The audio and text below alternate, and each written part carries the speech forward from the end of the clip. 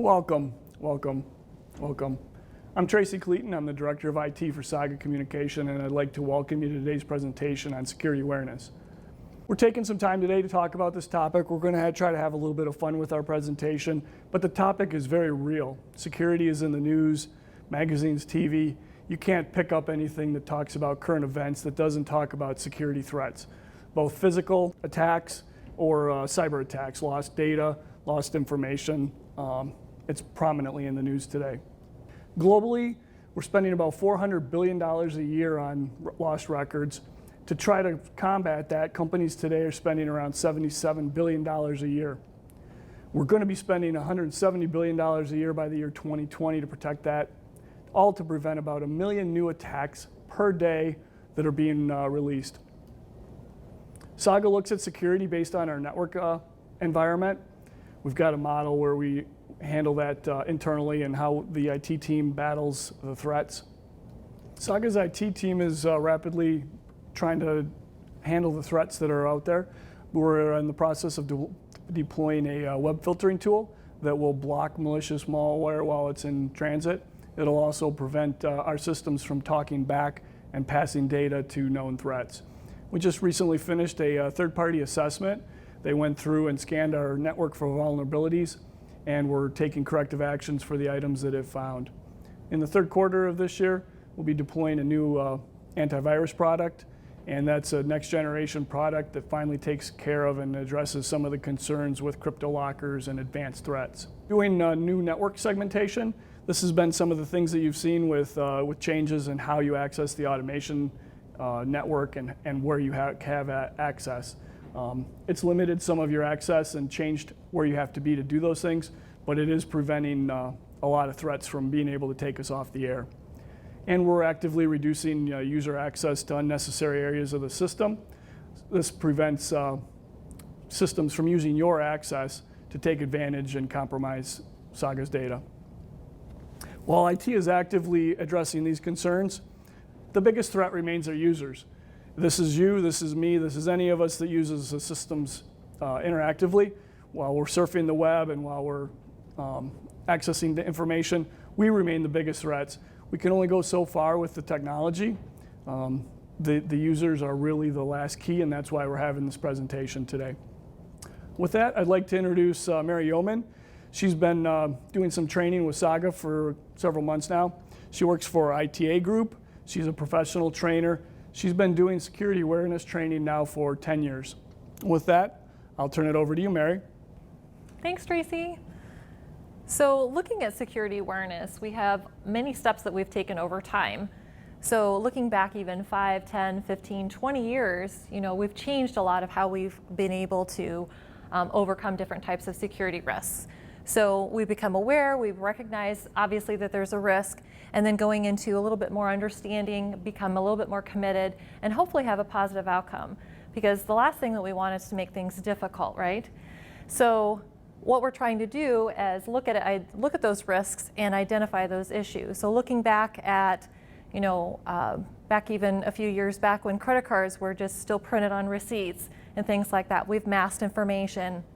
Driver's license numbers still had your social security number on it, things like that. So there's different types of things that we've done over time to change up how we identify these risks and solve them, and hopefully, again, have a positive outcome in the end. So of course, over time, we've had all these different excuses of different things. So my favorite one, I should say, is the one is, well, I don't use technology, I don't have to worry about it. But it's not always the technology that we have to worry about. It's about, the piece of paper that might have bank information that's on your desk at home or your countertop, or things like that. Or, oh, I have my wireless that's protected at home, so I don't have to worry about what I click on the internet. Well, it doesn't really have to do with that. There's other things that go along with what we're doing out there. So there's other different risks, financial, and making sure you lock your car, and even your house. Some small towns, it's like, I live in a small town, I don't need to lock my house. I have a big dog. That's what I hear a lot about. I have a big dog. Our dog would welcome you in the house. Give me a treat, it's all good. So, with that, we implement all these different systems. But as Tracy mentioned, the human element is huge here. So we can have all the different types of encryption, antivirus, and all those kinds of things in here. I love this cartoon. And of course, there's Dave that comes in here and messes it up. So let's take a look at 3 different categories of different types of security awareness components. CIA, as it's identified. So confidentiality is more of, that's a common term that we normally hear more about. It's confidential information. We need to keep it safe and secure. It might be sales information, social security numbers, employee data, things like those kinds of things. The integrity is more about data that we're working with and how we're keeping the accuracy of it, how we're keeping data free. So if there happens to be a compromise or something with that information, how do we know that it's still trustworthy? How do we still work with that information? And then the accessibility, that's how we access that information through different means, passwords, different sites, different sources and systems. And then Tracy's going to go into a little bit more on each of those. Saga looks at the confidentiality in terms of our data. Know where the data that you have access to resides and where it should be stored. Your engineer, your IT person can help you with understanding this. Business manager, if you're accessing accounting data. Don't share your usernames and passwords. Even for a quick, convenient task that somebody else might be able to perform, giving somebody your username and password compromises all of the data that you have access to that another user might not be authorized to access. They can access your email, they can send stuff on your behalf. It's just a threat that's not worth entering into. If you have data that you're unsure of where it should be or how it should be secured, ask. This is the best way for us to be able to ensure that we have a place for all of the data and that it's securely configured with limited access of who needs it. Integrity. Again, don't share your usernames, passwords. It ensures that the data is entered that you created and that it's maintained and that its integrity isn't compromised. Don't enter, write, say, or express anything that isn't true. Just keep it simple, and it ensures that the data keeps its integrity. Accessibility. Don't store information on your computer. The data belongs on our network, in the network shares that we create. These are where we can back it up. These are where we can restore from. These are where we can address compromises the best. If you store the data on your computer and your computer crashes, your data is gone. You lose your accessibility to the data. You lose the ability for IT to be involved in helping you recover it. And keep in mind portable devices. We all have cell phones, smartphones. We all have our emails on devices. We put files on USB sticks, and we transport information quite regularly in our daily lives. All of that stuff becomes a threat when it's lost.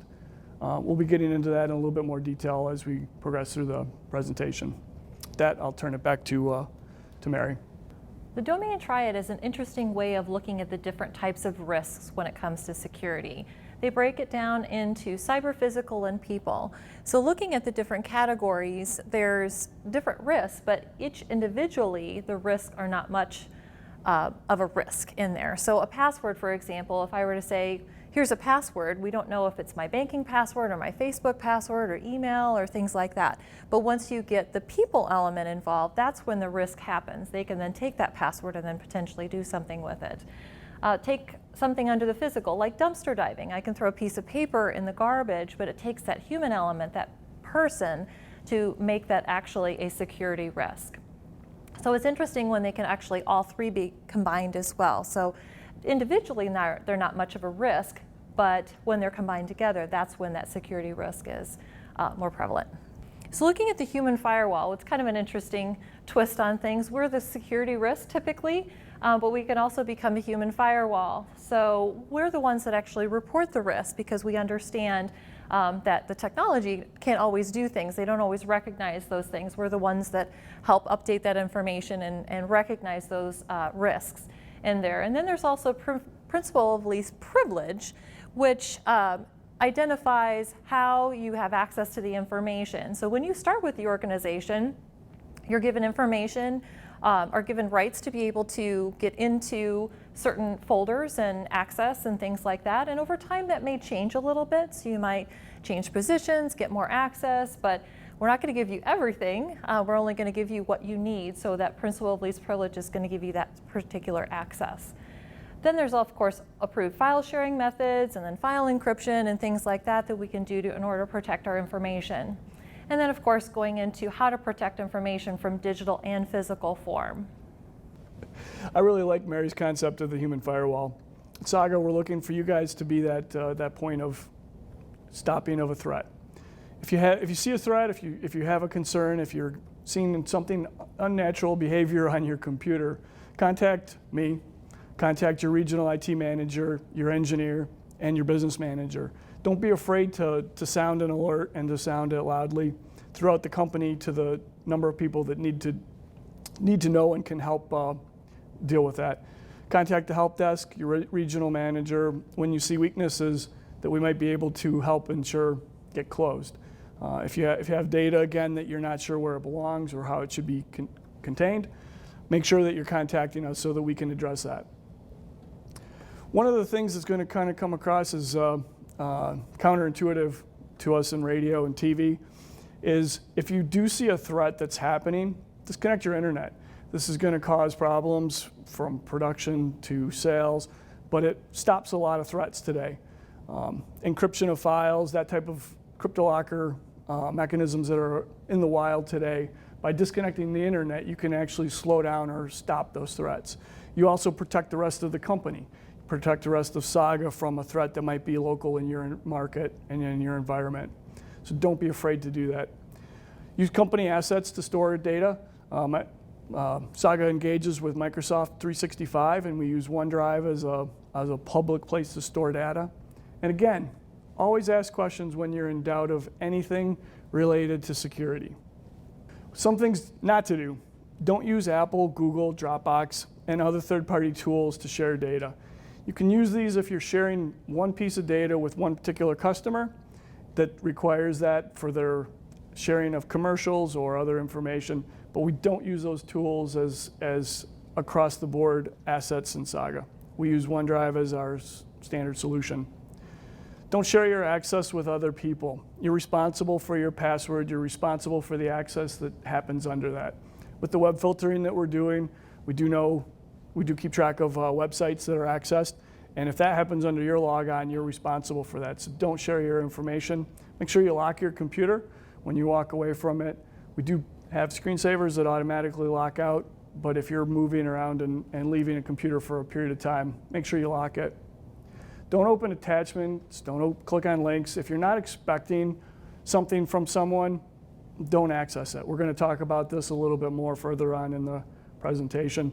But if you're not expecting an attachment, contact the person that sent it to you, ask them if it's legitimate. We're seeing a lot of threats coming through the systems that way, pretending to be somebody that's in the environment and that you would know and have contact with. Mary's going to talk about types of sensitive information. So there's different types of sensitive information. We like to categorize them into personally identifiable information, or PII. This could be anything that could be used to identify anyone. So social security number, name, date of birth, sometimes it's maiden name information, things like that. So all of those pieces individually are really not much of a risk. So take a date of birth. There's lots of people that share a birthday and things like that. So, but when you add a name to it or a social security number, that's when the risk is obviously higher. And then look at something like if you've ever Googled yourself. That's very interesting. If you've ever gone out and Googled yourself, see where you are out on the internet, and where you're at as far as LinkedIn and Facebook and things like that. It might surprise yourself on where you're actually out there, and it might be something to think about later. Of where you actually really want to be or things like that. So again, putting yourself out there a little too much may be a little bit more of a risk there too. Tracy's going to continue talking about sensitive information. Most of us at Saga come in contact with some portion of the private sensitive information, whether it's sales orders, employee data, Arbitron contract information. All of us have some aspect of that. What I want us to start doing is when we come across that contact and when we're interacting with data that's sensitive, is just to have in mind a yellow light. This is caution. We need to be careful of what we're doing with this, where we're sending it, who we're giving it to, and how we're accessing it. If you keep that in mind as you're accessing the data, you'll become that human firewall that we're looking for. So let's switch gears just a little bit, looking at the physical threats of security. One of the things mentioned earlier by Tracy were thumb drives and the risk that they have with those.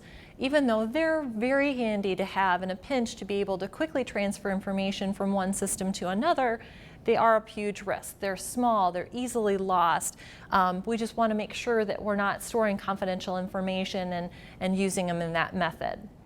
And then there's also this term called road apples, which is kind of an interesting term, but thumb drives are actually planted in locations. So if we happen to find one on the ground, we're going to go home, we're going to plug them into our systems. Well, that's what they're counting on to be able to launch malicious programs and take over systems and things like that.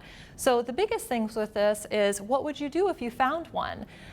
You really shouldn't be doing anything with plugging it into a system, especially at work on the network, because you are putting that at risk. So, contact IT, get it to someone there, and then they can take a look and see how they're going to put that information or see what information's on that thumb drive. So looking at different types of physical threats of security, obviously we want to make sure if we're building security that we're not having anybody that's not supposed to be in the building kind of walk in with you. Maybe they're unfamiliar, they're not knowing where they're supposed to go, things like that.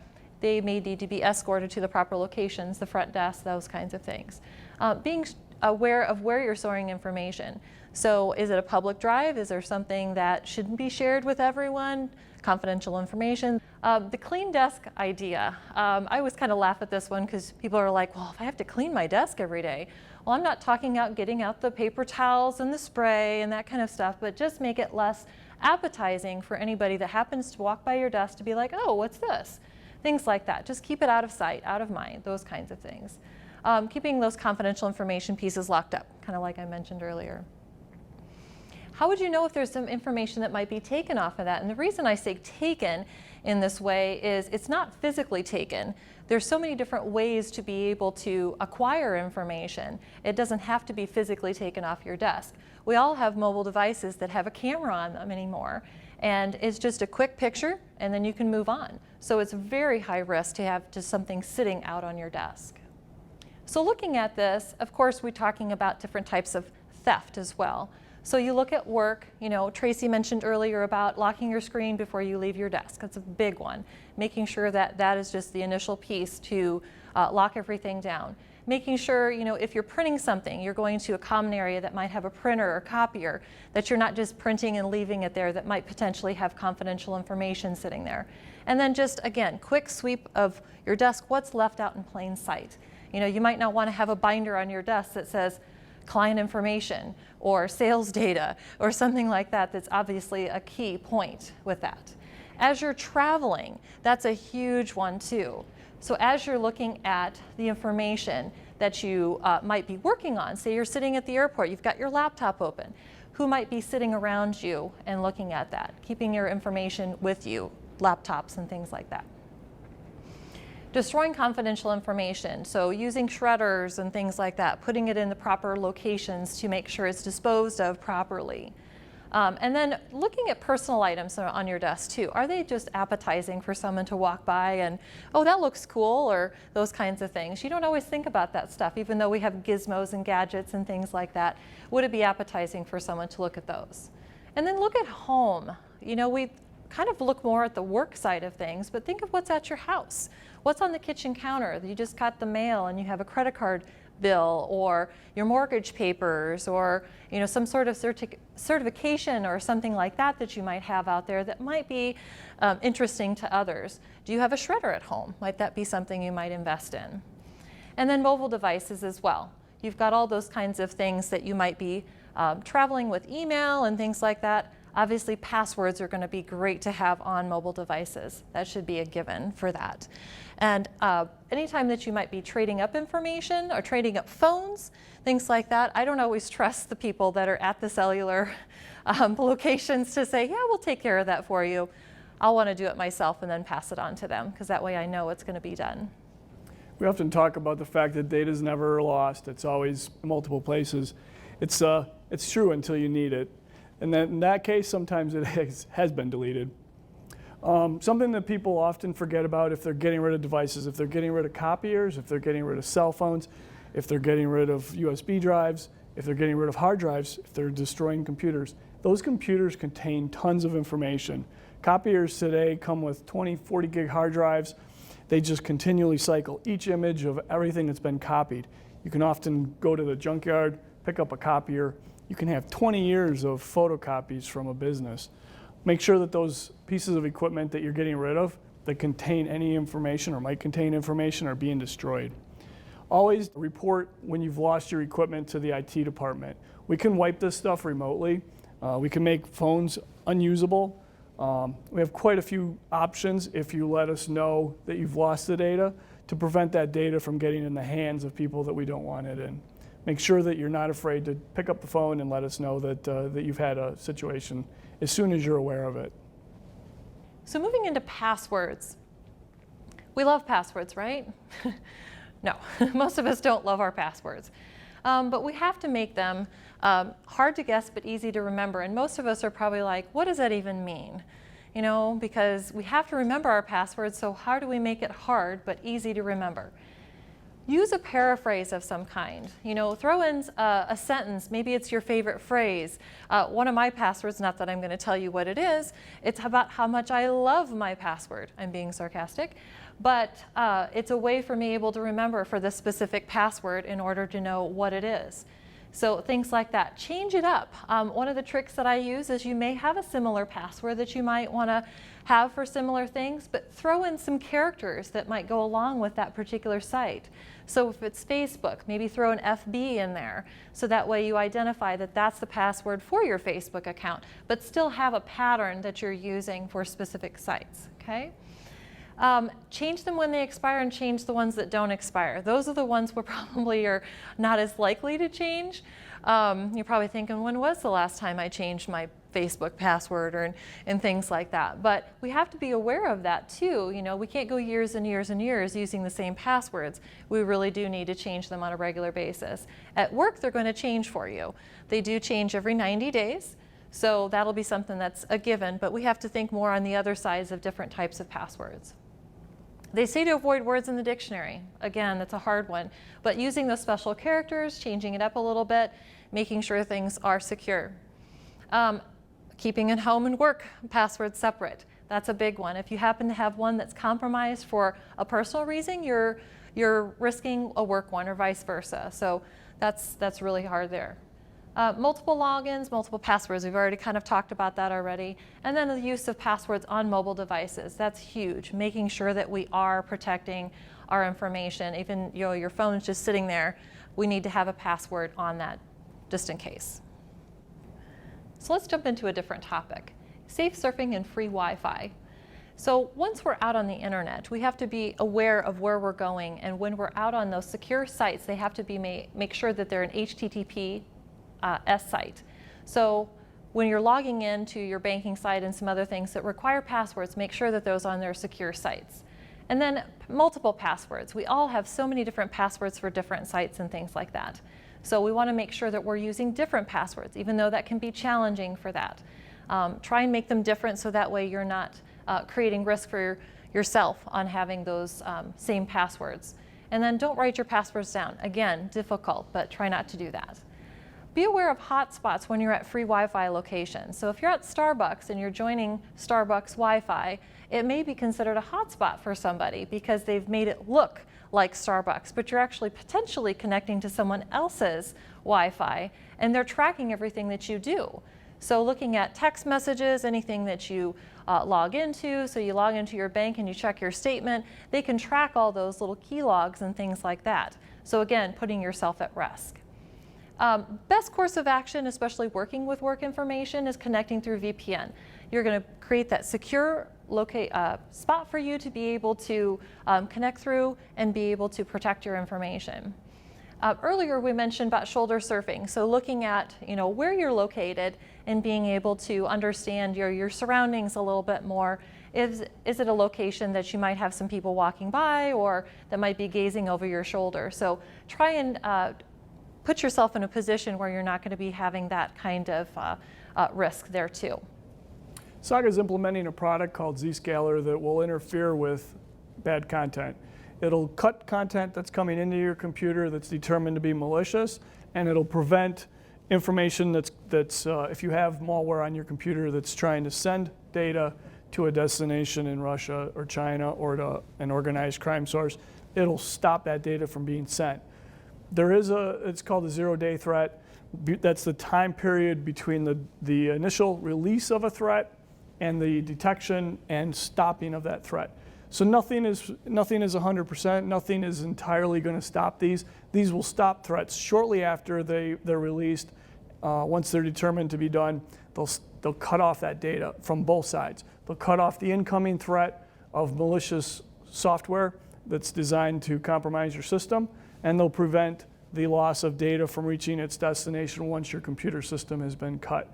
But again, there's a period of time where those threats are real and still our systems are vulnerable to them, and that's where you come into the fold as to being the human firewall and going to sites and using sites that are appropriate and that don't contain malicious malware. So the cloud is something that most of us should be fairly familiar with, but there's some of us that are still getting used to the idea of what the cloud is, how it's used, where it is, all that kind of stuff. So we really probably don't realize a whole lot, or at least most of us don't, that we work in the cloud a lot.